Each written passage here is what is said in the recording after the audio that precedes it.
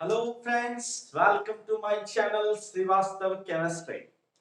देखो फ्रेंड, हमने पिछले लेक्चर में क्रिस्टल सिस्टम को डिटेल से पढ़ा है और ये हमारा 6th लेक्चर है जिसमें हम लोग पढ़ेंगे relation between radius and edge length.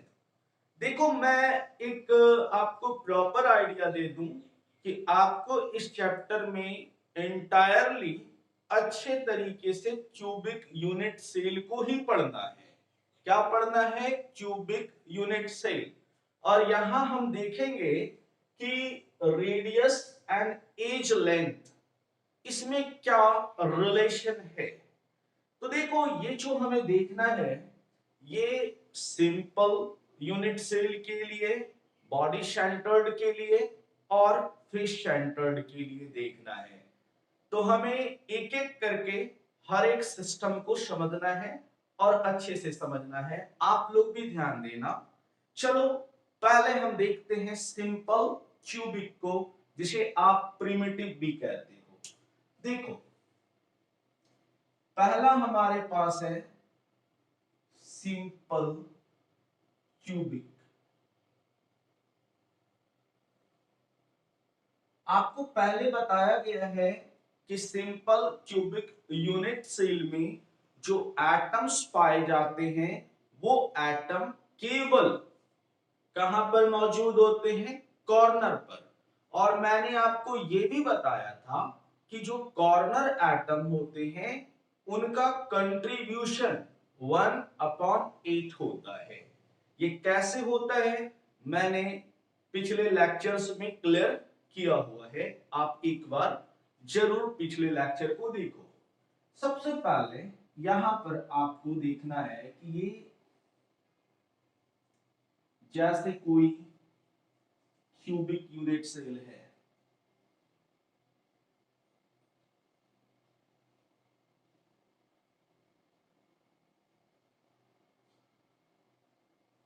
और सभी कॉर्नर्स पर क्या है? एटम्स।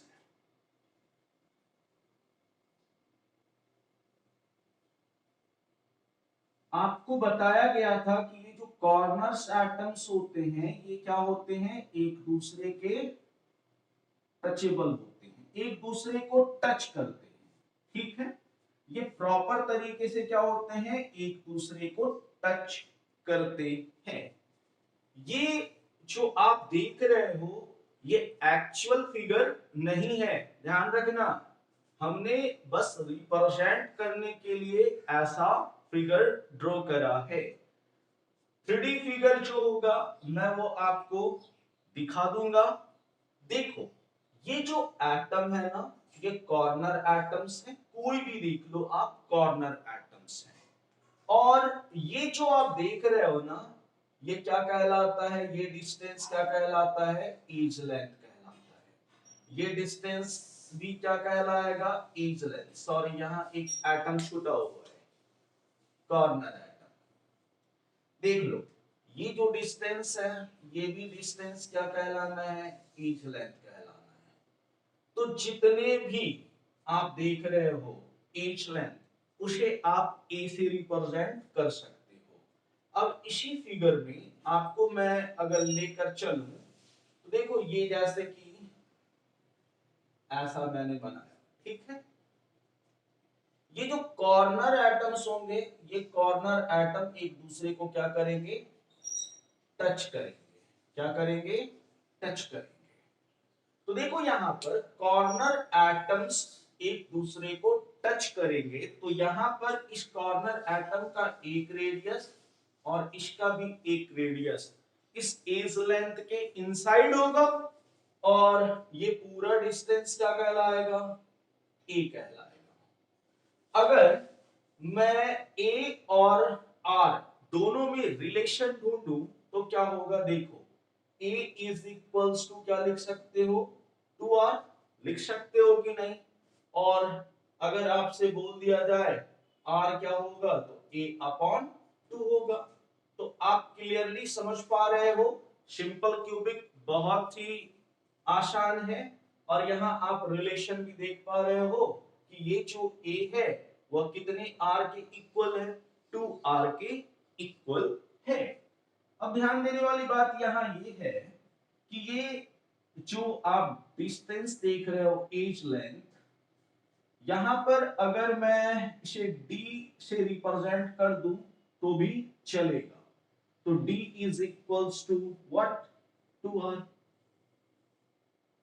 अब चलो आगे देखते हैं कि हमारे पास सिंपल क्यूबिक के बाद एक सिस्टम है जिसे आप क्या कहते हो, फेस सेंटर्ड क्यूबिक, FCC। क्या देखते हो, FCC। ये FCC भी आसान है, इसे अब अच्छे से समझना तो बहुत अच्छे से क्लियर हो पाएगा। चलो उसे देखते हैं।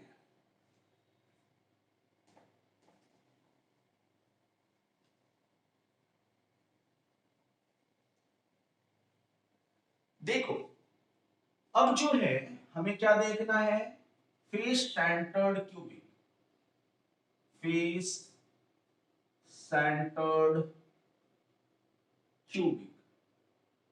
तो सबसे पहले हम जान ले कि फेस सेंटर्ड क्यूबिक में एटम्स का रिप्रेजेंटेशन कैसे होता है, एटम कहां कहां पाए जाते हैं। तो पिछले क्लास में ये सब बातें क्लियर हो चुकी है, फिर भी मैं आपको बता दूं कि फेस सेंटर्ड क्यूबिक में एटम्स जो है वो कॉर्नर पे पर होता है, और इसके अलावा एटम्स कहां पाए जाते हैं, फेस के सेंटर पर। वो कैसे, तो मैं स्ट्रक्चर रिप्रेजेंट करके दिखाता हूं। जैसे कि ये हमारे पास, मैं क्यूब ड्रॉ कर रहा हूं पहले,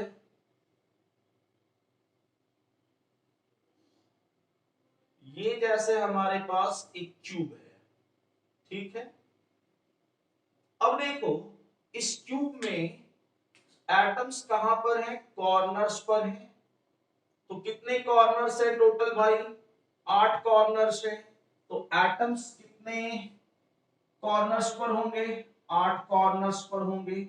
इसके अलावा एटम्स कहां पर होगा, तो इसके अलावा एटम फेस के सेंटर पर होंगे। कहां पर होंगे, फेस के सेंटर पर। देखो उसको मैं यहां रिप्रेजेंट डिफरेंट कलर से करके दिखाता हूं।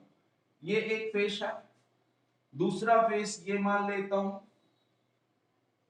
ये तीसरा फेस है, ये चौथा फेस है, ये पांचवा फ्रंट फेस, और ये बैक फेस छठा फेस। तो ये 6 फेस है। आप इसको ऐसे भी रिप्रेजेंट कर सकते हो। देखो जैसे एक क्यूब मैं अगर रिप्रेजेंट करूं, एक क्यूब मैंने बना लिया,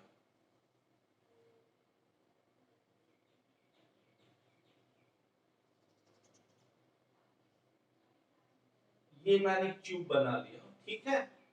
अब देखो सभी फेस पर एटम्स तो होंगे, कॉर्नर पर एटम है, कॉर्नर पर है। टोटल कॉर्नर्स 8 हैं, 8 एटम्स यहां पर होंगे। इसके अलावा एटम्स कहां पर होगा, तो फेस पर होगा। तो देखो फेस के सेंटर पर ये एक एटम, ये फेस के सेंटर पर दूसरा एटम, ये फेस के सेंटर पर तीसरा एटम, यहां फेस के सेंटर पर चौथा एटम। अब देखो ये जो है फेस के सेंटर पर ये पांचवा, और यहां पर ये फेस के सेंटर पर छठा। तो आप सही सही देख पा रहे हो, ये 6 एटम को हमने फेस के सेंटर पर रिप्रेजेंट किया है। अब हमें यहाँ देखना क्या है कि एटम्स जो है फेस सेंटर्ड एटम, ये क्या होता है, कॉर्नर एटम्स को टच करता है। तो इसको डिफरेंट तरीके से हम एक फेस के एटम को लेकर देखते हैं। जैसे मैं मान लूं कि ये हमारे पास फेस है, क्या है, ये हमारे पास एक फेस है। तो ये जो कॉर्नर एटम है ना, ये जो कॉर्नर एटम है, ये कॉर्नर एटम किसे टच करता होगा, फेस के एटम को टच करता है। कॉर्नर एटम किसे टच करता है, फेस एटम को टच करता है। जब आप एक्चुअल रिप्रेजेंटेशन देखोगे 3D में तो आपको समझ में आएगा। मेरे पास अभी मॉडल अवेलेबल यहां नहीं है, इसलिए मैं आपको नहीं दिखा पा रहा, बट मैं रिप्रेजेंटेशन जो है नेट के फिगर से यहां दिखा दूंगा आपको, ठीक है। देखो अब जो है यहां पर ये आप देख पा रहे हो एक फेस है। अब यहां पर आप देखो कि ये जो है अगर इसे मैं मिला दूं ये ऐसे, तो ये क्या कहलाएगा, ये क्या कहलाएगा, ये डायगोनल कहलाएगा। कौन सा डायगोनल है, ये फेस डायगोनल है। तो यहां पर कितने रेडियस हैं टोटल, एक रेडियस, ये दूसरा, ये तीसरा और ये चौथा। यहां पर जो एटम्स के रेडियस इनसाइड है फेस के वो 4 रेडियस हैं। अब थोड़ा गौर करते हैं कि अगर मैं इसे ए बोल दूं, इसे बी बोल दूं और इसे सी बोल दूं, तो यहां देखो ये वाला जो डिस्टेंस है, ये वाला डिस्टेंस को आप क्या मान लोगे, ए। ये वाला डिस्टेंस भी ए क्योंकि एज लेंथ है, तो ये डिस्टेंस आप निकाल सकते हो। इसे क्या मान लिया हमने, ए, इसे क्या मान लिया, बी, इसे क्या मान लिया, सी। तो आप पाइथागोरस थ्योरम पढ़े हो और वहां से आप क्या लिख सकते हो, A C square is equals to A B square plus what, B C square. और ये दोनों डिस्टेंस हमने क्या बताया आपको, ये ए है और ये भी क्या है, ए है। तो A C square is equals to A square plus A square लिख सकते हो। फिर क्या लिख सकते हो, A C square is equals to 2a square लिख सकते हो। क्या लिख सकते हो, 2a स्क्वायर।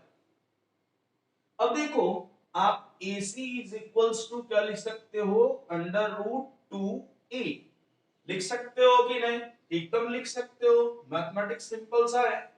अब देखो आपने देखा है कि AC इज इक्वल्स टू क्या है भाई, 4r है। तो 4r इज इक्वल्स टू क्या लिखोगे, रूट 2a। इसलिए आप r इज इक्वल्स टू क्या लिख सकते हो, रूट 2a अपॉन व्हाट, 4, जिसे आप और क्या लिख सकते हो, a अपॉन 2 रूट 2, ऐसे भी तो लिख सकते हो। क्लियर है। अब यहां पर हमें अगर एक बात और मैं करूं कि टू एटम के बीच एक क्लोजेस्ट डिस्टेंस क्या होगा, that means closest distance between two atom. अब बोलोगे सर ये क्या बता रहे हो, तो दो एटम के बीच जो क्लोजेस्ट डिस्टेंस है ये अगर फाइंड करने कभी एग्जाम में बोल दे, वैसे ये नीट के लिए बहुत ही इंपॉर्टेंट क्वेश्चन होता है, तो ध्यान रखना। तो closest distance that means what, 2r। d is equals to मैंने पहले क्या बताया था, 2r। तो क्लोजेस्ट डिस्टेंस वैसे ही निकलेगा जैसे ये एटम है, इसके और इसके बीच का ये जो डिस्टेंस है, ये डिस्टेंस को d मान लो। तो d इज इक्वल्स टू क्या बोलते हो, 2r। तो यहां r का वैल्यू हमारा निकला है रूट 2a अपॉन 4। तो क्या यहां रिप्रेजेंट करना होगा, 2 इंटू रूट 2a अपॉन 4। ये कैंसल आउट हो जाएगा तो क्या बच जाएगा, रूट 2a अपॉन व्हाट, 2। ये आपका क्या निकल गया, closest distance between two atom. क्या निकल गया, closest distance between two atom. तो क्लियर हो रहा है ना। तो ये हमने जो बात करा ये किसके लिए था, फेस सेंटर्ड क्यूबिक के लिए। किसके लिए, फेस सेंटर्ड क्यूबिक के लिए हमने रिलेशन फाइंड किया रेडियस एंड एज लेंथ के बीच। अब जो हम बात करेंगे वह किसके लिए होगा, बॉडी सेंटर्ड क्यूबिक के लिए। चलो देखते हैं। देखो अब हमें बात करना है बॉडी सेंटर्ड क्यूबिक के लिए और हमें रेडियस एंड एज लेंथ के बीच रिलेशन भी दिखलाना है। तो पहले हम क्या करेंगे, पहले फिगर ड्रॉ कर लेते हैं फॉर बॉडी सेंटर्ड क्यूबिक, जिसको आप शॉर्टली क्या लिखते हो, BCC। समझ में आ रहा है बच्चों, आ रहा है कि नहीं आ रहा है, कमेंट करके जरूर बताना। तो BCC। चलो देखते हैं। सबसे पहले फिगर ड्रॉ करते हैं और बीसीसी में एटम्स कहां कहां होता है, क्या बताया गया है, एटम्स कॉर्नर्स पर होते हैं और कहां पर होते हैं, बॉडी के सेंटर पर होते हैं। कहां पर होते हैं, बॉडी के सेंटर पर। तो सभी कॉर्नर्स पर एटम मैं अगर रिप्रेजेंट कर दूं, देखो एक फिगर मैं ऐसे दिखा रहा हूं,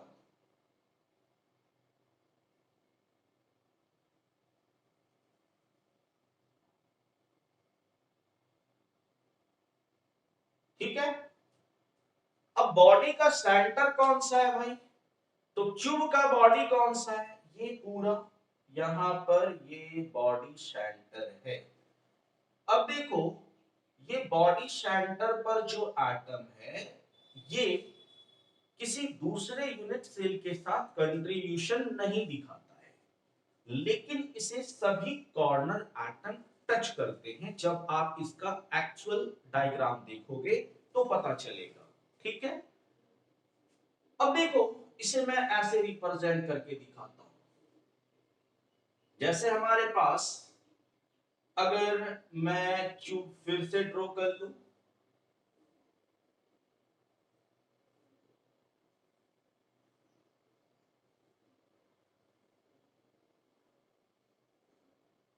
अब देखो यहां पर हमारे पास एक बॉडी पर एटम है, ठीक है, और एटम्स कहां पर होंगे, कॉर्नर पर, और ये कॉर्नर एटम्स है, ठीक है, ये भी कॉर्नर एटम। अब थोड़ा ध्यान रखना है आपको कि यहां से अगर इसे मिलाओगे तो ये क्या कहलाएगा, बॉडी डायगोनल। क्या कहलाएगा, बॉडी डायगोनल।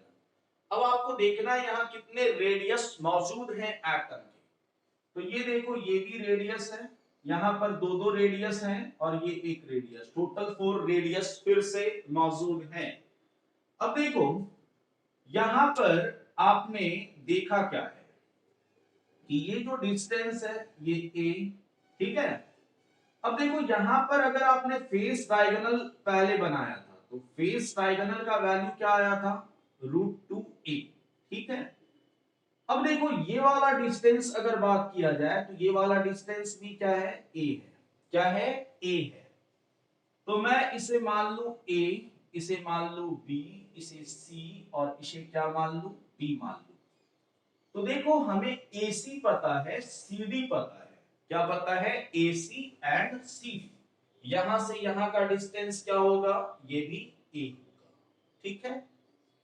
तो आपको क्या पता है, AC पता है और CD पता है, तो फिर से पाइथागोरस थ्योरम की मदद से आप आगे बढ़ सकते हो। तो जब आप AD निकालने जाओगे तो AD square is equals to क्या करोगे, AC square plus CD square, तो easily AC square plus CD square. फिर आप देखोगे ये आपका क्या है, AC का वैल्यू है √2a का whole square plus a square, ये AD स्क्वायर। फिर देखो ये क्या हो जाएगा, 2a square plus a square, AD square. अब देखो ये AD square is equals to क्या हो गया, 3a स्क्वायर, इसलिए AD बरोबर क्या हो जाएगा, √3a। अब आप गौर करो यहां कितने r हैं AD में, तो 4r है, तो 4r is equals to √3a लिख सकते हो कि नहीं लिख सकते हो, एकदम लिख सकते हो, श्योर हो आप। इसलिए r इज इक्वल्स टू आप क्या लिख सकते हो, √3a अपॉन व्हाट, 4। ये रेडियस एंड एज लेंथ में एक रिलेशन तो आपको मिल गया। अब देखो करना क्या है, यहां पर क्या है कि बॉडी एटम जो है वह कॉर्नर एटम से टच्ड है, टच हो रहा है कि नहीं। तो यहां पर अगर आपको closest distance between two atom निकालना हो तो क्या करोगे, इन दोनों के बीच निकालना है आपको क्लोजेस्ट डिस्टेंस। तो मैंने बार बार पहले बताया है कि closest distance between two atom, distance between two atom कैसे फाइंड करोगे, तो 2r। अब देखो यहां पर r की जगह क्या रिप्रेजेंट कर दोगे, √3a/4। तो यहां फिर से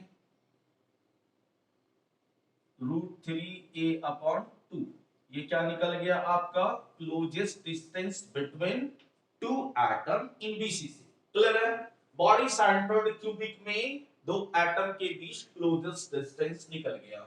आप यहां पर ये जो देख रहे हो, अभी मैं रिलेशन बता रहा हूं रेडियस एंड एज लेंथ के बीच, इससे कई क्वेश्चंस आते हैं एग्जाम्स में। ठीक है, आईआईटी नीट के भी एग्जाम में यहां से क्वेश्चन होता है। लेकिन ये जो मैं बता रहा हूं इसका एप्लीकेशन पैकिंग इफिशिएंसी में आपको दिखेगा। नेक्स्ट टॉपिक हमारा जो है पैकिंग फ्रैक्शन, वहां मैं बताऊंगा। अभी सबसे पहले क्या करते हैं, ये जो मैंने पढ़ा इसे एक डाटा टेबल के फॉर्म में हम देख लेते हैं। देखो चल,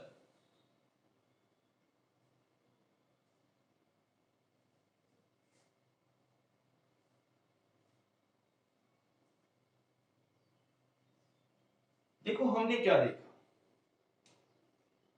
हमने सिंपल क्यूबिक देखा,